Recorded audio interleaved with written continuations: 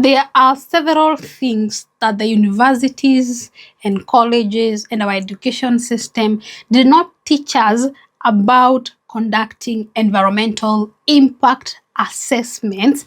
As environmental consultant, I want us to look at how exactly you conduct environmental impact assessment in an actual field, real, practical occasion. What would you do and what are you supposed to look at? And some of the things that you're going to look at is what do you look for when you go for the field work? Assuming I send you out to go and do an assessment for a project site for my clients, what are some of the things that you need to look at? That one we do not know. Something else we look at is how do you engage stakeholders and the public. We're also going to look at professional report writing, as well as how do you identify impacts. We are also going to mention on how you find mitigation measures and how exactly all this is going to happen within a timeline that is usually very tight from when you get the client to when they need you to deliver the process. So let's get into it and look at how exactly do you actually conduct an environmental impact assessment. The whole process starts when your client, of course, contacts you. That is before the project. They call you, they get a quotation, you get the negotiations, everything happens and you agree, and there is an agreement on paper. Remember, on paper there has to be some evidence, and then you're now ready to go to work. And now the first most important thing when you're starting out is actually things like scoping and screening. When you're screening, you're looking to identify if this project requires an EIA. So this is the first thing that you do when a client calls you. You determine whether this project requires an EIA. So this is mainly can be done by you. In some cases, it is done by the client. Right now, if you're in Kenya, the biggest screening tool has been provided by NEMA. There is a whole categorization of projects. It has categorized projects into low-risk projects, medium-risk projects, and high-risk projects. That categorization is a tool you can use in this process of screening. Because when a client contacts you, of course, you have to have an idea of if the project is listed by NEMA. That is the first thing. And then, if it is not listed in that list, how do you identify if it requires an environmental impact assessment? And that is where now you start asking questions. Because remember, a client has come to you and they tell you they need an NEMA report. According to them, they think they need an NEMA report, but you have to think and ask them several questions. And let me show you. Here with me, I have what I call a screening checklist. So this is a checklist that I keep every now and then going through. And the reason I have this checklist is because I want to have these questions in mind whenever I'm walking around, because every now and then somebody will reach me out on social media. Do I need an EIA report? I'm like, what is a project? They tell me about the projects, and from the information I can be able to tell if they require an EIA license, because that is the part of screening. And some of the things that you need to understand is the impacts the project has. Is it a construction project? What are the impacts? How does the place where it is being constructed look like? How is the settlement? How is the neighborhood? Now, this checklist, you don't have to carry this checklist with you every day. It is a guide that helps you to understand some of the things. For example, one of the question or one of the thing in my list, are there areas around the location that are protected under the international or the national or local registrations for the ecological, landscape, cultural, and other values which could be affected by the projects? Another thing is, are there any other areas on or around the location which are important or sensitive for reasons of the ecological, e.g. wetlands, water courses and other water bodies, the coastal zones, mountains, forest, woodland, and so on and so on? Are there any routes or facilities on or around the location which are used by the public to access a recreation or any other facility which could be affected during the project? So these are some of the things that you have to have at the back of your mind to be able to determine what project requires EIA and which one doesn't. And even if it requires an EIA, at what level does it require? Is it a low risk project, a medium risk project, or a high risk project? Another project is a site location susceptible to earthquake, subsidies, landslides, erosion, flooding, extreme or adverse environmental climatic conditions. Those are some of the things that you need to look into when you're talking about a project with your client. So this is a list, a checklist that I have to be able to help me to screen. I have 27 general questions that I ask or I go through every now and then to be able to determine, so that I can be able to advise the client if their project requires an EIA, and if it requires an EIA, at what level. You know why that is important? Because that is going to determine everything else that I will do in that particular project. If I have determined that this project requires an EIA, I know at what level I will need to work on this project. The scope of the report, the scope of the assessment, the stakeholders to involve. One project I will require to work with the Water Resource Authority officers in that area. The other project I may require to work with the KWS. Another one, I will require to actually work with the security personnel of that area. After you have identified, you do the scoping. Now, what is scoping? Scoping is where you sit and identify the impacts that this project will have on the environment. In your mind, you start now, after screening, you go ahead, you talk to your client, you have now had an idea of even the pricing, the level of public participation that is required, the number of days you require for field work and all that. All that one has become clear once you did the screening. And so you have been able to agree with your client on the pricing. And they have agreed, you have made all the arrangements, and now you're preparing to go for field work. Before you go for field work, before you go to the site, because at this point you have the designs, you have the concept of the project, you have the documentations of the project, you need, once you have those ones, you need to sit down and scope, conduct the scoping. The scoping method is where you identify the impacts of that project. You have to have an idea of the negative impacts and the positive impacts this project is going to have on the environment. Before you go to site, you have to have an idea. When you're doing data collection, you'll be more effective if you have an idea of the possible impacts and even possible mitigations. You will look at that environment in a different way if you have a background of the possible impacts. And that is where the scoping now is happening. So it's a petrol station, and you have the client has told you about that site. You have done the screening, the understanding of the environment, the rivers around. We have boreholes. So you have a list of possible mitigation measures. So when you go to the site for data collection, you'll be keen to look out at different things. You'll be keen to look at what is the water structure of that area? What is the population, the settlement pattern in that area? What is the soil type in that area? What are the kinds of trees that we have there? What kind of birds did you observe?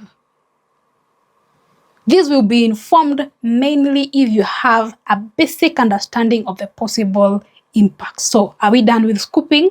In fact, I have a checklist that I also use. I have a checklist for everything. This is what you need also. You have to have tools. This is an EIA scoping checklist, and this is designed to help you to have to identify likely significant environmental effects of proposed projects that you're going to. So I have several questions that I ask and I'm able to answer. For example, will the construction, operation, or decommissioning of the project involve activities which will cause physical change in the locality? That is the topography, the land use, change of water course. So do we need to do a permanent or temporary changes in land use, land cover, topography, including increase or in intensity of land use? Is the project going to cause that? You tick yes. If yes, you write the characteristics down and you write the significant change that is going to happen. Will this project cause clearance of existing land, vegetation, and building? Will this project create a new land use? Will this project cause decommissioning of other projects or existing projects? Will this project consist of underground works, say for example mining or tunneling? Will it involve reclamation of works? Will it involve storage of goods? So many other things here. Then I have another question. Will construction or operation of the project use natural resources, which are, for example, land, water, material, energy, so on and so on and so on? Will the project involve use, storage, transport, handling of or products of substances and materials that could harm the environment and so on? Those are some of the things that I'm asking myself. It's a petrol station. They will be storing petroleum products there. What are the dangers? How is it that's likely to affect the water? How far are the boreholes from the neighborhood? How far is the river? Do we have a dam nearby? Such things that I am talking about all over. It's quite a big one. It is different for each project. This is to help me have an understanding deeper into the project. So far, I have not gone to the site. So you can tell, by the time I'm going to the site, I understand that project inside out. I understand the impacts that project is going to have inside out. And then now we go to the field. I have my notes, I have my checklist filled up, I have everything that I have thought my expertise, knowledge, wisdom, and experience have been able to use, has enabled me to fill this checklist. Now, when I'm going to the field, I'm going to confirm, I'm going to assess further on what I've already developed. So far, I have worked on that project very well. Then I go to the field now where I'm supposed to do baseline data collection. Now, I will be guided by these two checklists. Information that I have already found out here, I am going to confirm how the ground is looking in relation to some of the information that I have here. These ones, I used the designs, I used the concept, I used the project description that the client provided, and so on, okay? Google Earth and everything. Then I go to the site, particularly for now baseline data collection. What is that? What is an environmental impact assessment? We are assessing how the project is going to impact the environment, okay? How shall we measure the impacts that this proposed project is having on the environment? How shall we measure? The first thing that we need to do is to have a neutral place, is to have a starting place. Before this petrol station started, this is how this place looked like. There were trees. There was, on this site, there were 3 indigenous trees. These pieces, and these pieces. Before we started this project, there was a a natural drainage that passed through that land. Before we started, there was agricultural activities happening around here.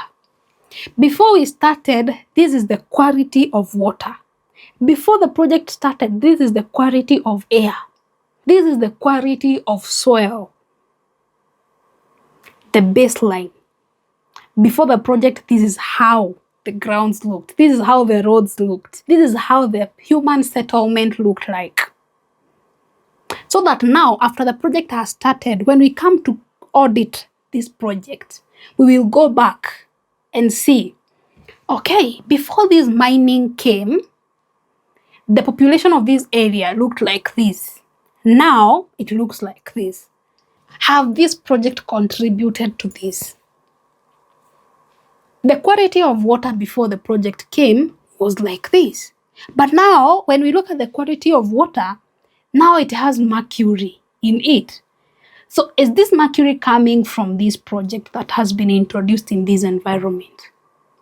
That is essentially what baseline data collection does. You're collecting data of the environment, the nature, the characteristic of the environment before the project is brought in. I have a checklist. I have checklist for environmental impact assessment and environmental audits. So I have a checklist of things that I want to look at when I go to the field. I don't have to carry this. Sometimes it is already in my mind. I have a soft on my phone. When I go out, I have these things. Education facilities. How many schools were there did I see along the route? How many health facilities, urban markets? How many did I see? The type of vegetation, the house typology. Are those houses made of mud? But then when the project came, now they all moved and now they started building stone houses. So that we can say this project has had an economic impact on the livelihood of these people. What is the nature of the roads? The roads were good, tarmacked, but the mining project company came and their trucks have destroyed the roads. Now the roads are full of holes. So is that an impact from this mining project? Some of the things like agricultural activities.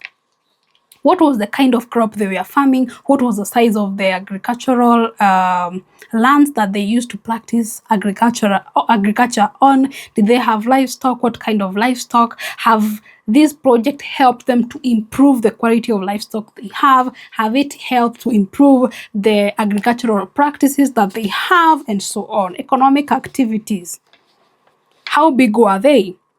Do we have the formal businesses in that area, or they were informal, the mama kibanda, the small projects, or do we have formal businesses?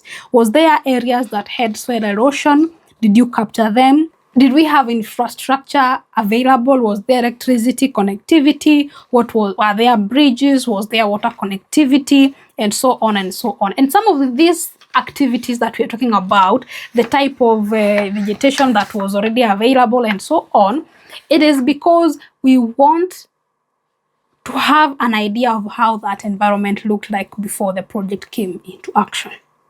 You have to be thorough in this one because it is one time. If you miss, you miss. And remember, an environmental impact assessment report is a living document. It dies the day the project is decommissioned. So you have to be very careful because something is going to come up 30 years and you missed it. All this information you're collecting, you have to support it with at least a photo if possible. Support it with a GPS coordinates. For example, say there was, you noted there was soil erosion in the neighborhood. Can you capture the GPS of where that soil erosion gully is? Can you have a picture of how it looks like? So that when we come 10 years ago and that gully has increased, we can be able to see if it is the flood water or the storm water that is coming from that facility that is causing that. So this data collection part, the baseline data collection, is very, very, very important. Another thing that they don't tell us a lot about is public participation. you are now dealing with the public.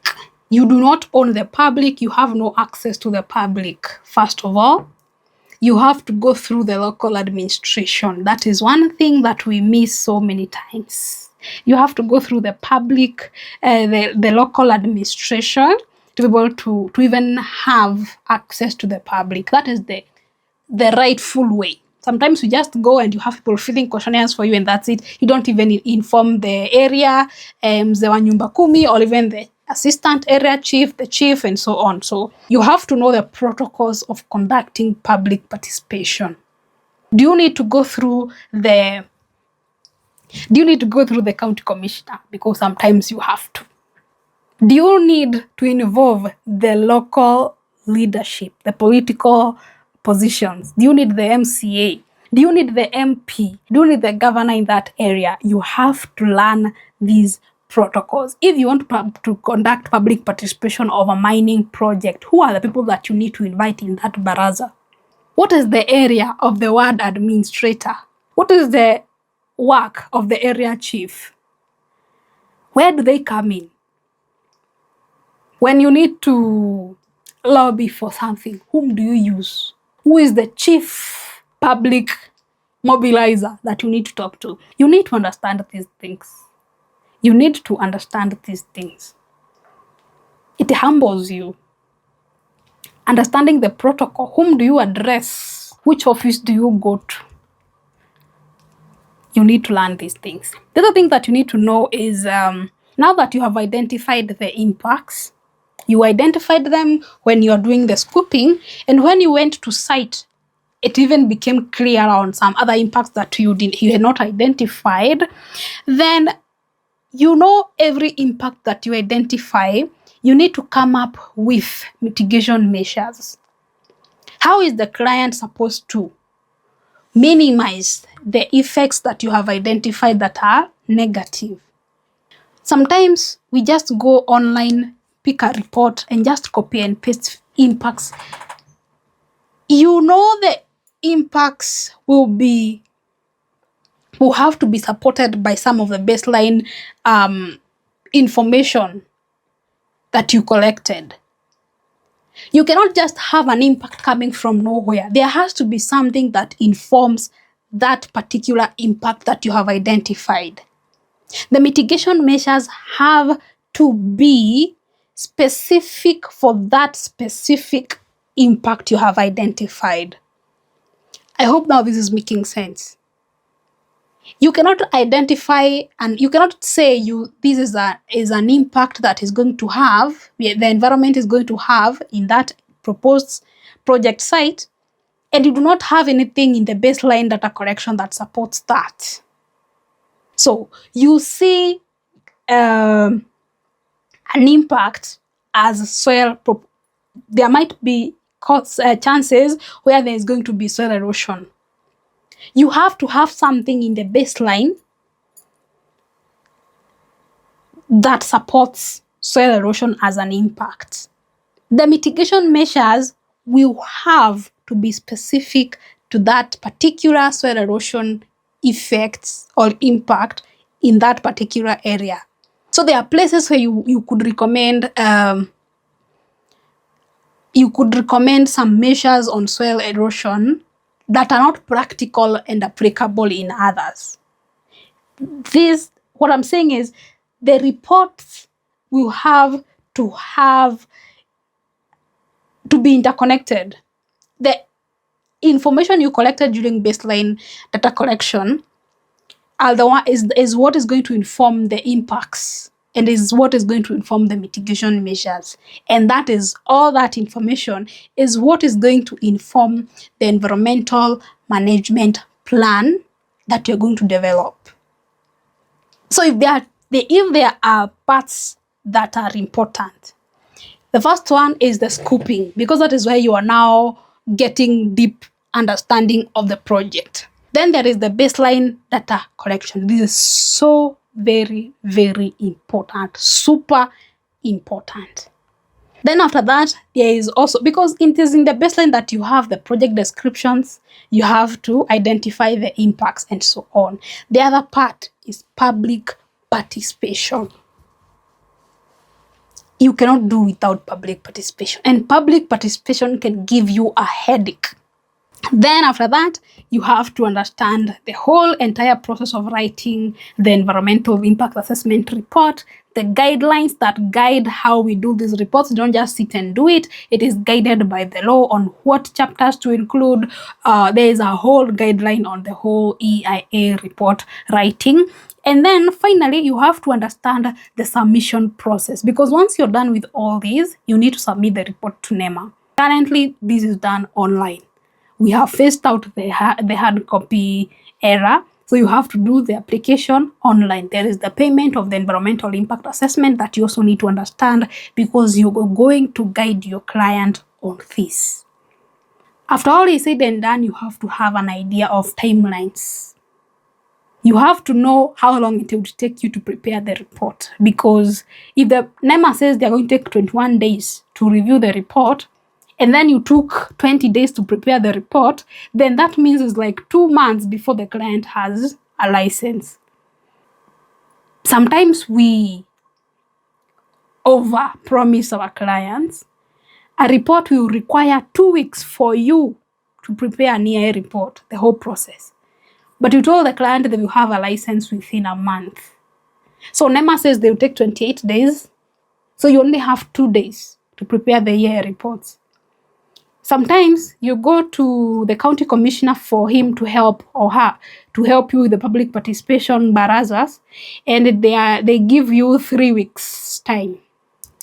And you told your client within 2 days you will have an EIA report. So you need to also understand the timelines that your report requires, and you will understand these if you're aware of the impact. If you did your scoping right, then you'll be able to understand the timelines and so on and so forth.